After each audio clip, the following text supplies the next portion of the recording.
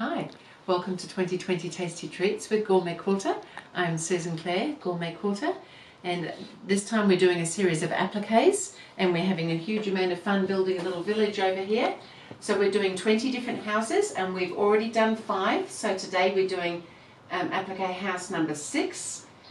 And so there's a pattern available on gourmetquilter.com if you're interested. The patterns all come with the shapes ready for tracing. So each day we're doing a new house pattern for 20 days. So as I said, this is number 6. And this is actually 2 houses together, sort of as we see sometimes little terraces and things like that. So because there's 2 sitting right next to each other, I've just done a little finger press line in the background first so that I know where the center is. And I've already positioned one of them, but then we can come along, because we've got that finger press line, we know that that was sitting in the middle, so then we can just pop the next one right next to it. You could overlap them slightly if you wanted to.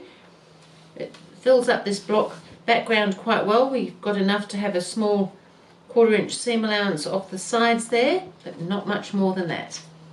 And then we've got the door to go on. So these 2 houses, whilst they look the same, the owners obviously like to just be a little bit different, but not too different, because we've got similar tonings but different colours. So this one that I'm putting together now, everything's just that little bit lighter in colour than this one, I've noticed.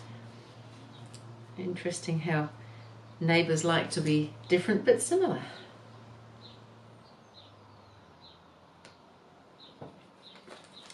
So that's all ready for ironing in place now. Little double house there, or 2 houses together. And then, because I'm free motion stitching, I'm just putting it on some batting as a stabilizer so that it doesn't all scrunch up when I stitch it. And now I can go to the sewing machine and do the applique stitching. Now we don't have any actual roofs or anything on this one, so these ones are fairly straightforward. So unless you've overlapped the 2 houses, we will need to go all the way around each house. Other than that, I think life is pretty straightforward.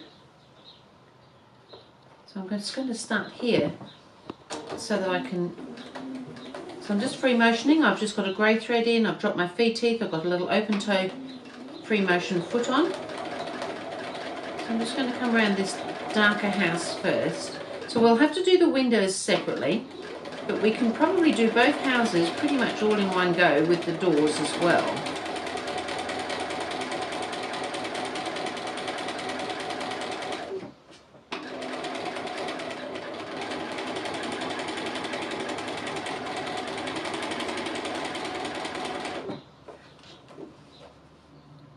Quite straightforward. I'm just doing a straight stitch. I create the stitch length by my movement.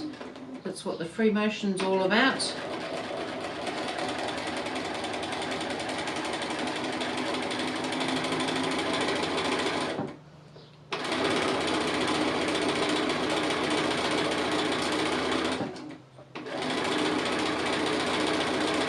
we can come along here and we can include the door as well. So we'll just go past the door and then around the door.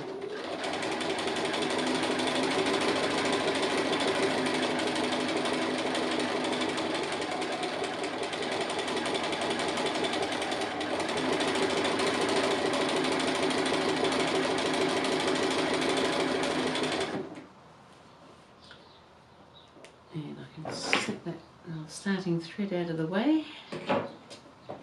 And then I can come along here and we can do exactly the same thing now around this next door neighbour. So we can come up around the door and then we can come all the way around the house and end up back where we started, and then we'll have to come and do the windows separately. So I might just keep going and then I can come and show you when I'm getting near to the end. So I'm just on the last window, so we're just about done with this little pair of houses.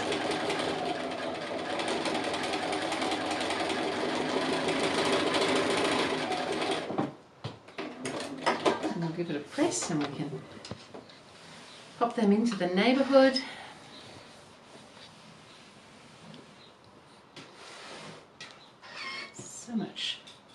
fun doing houses. I do like house appliques, I have to say. So we'll put this one up here. This is our house applique number 6. And so that was it for number 6, and I will see you again with the house applique number 7.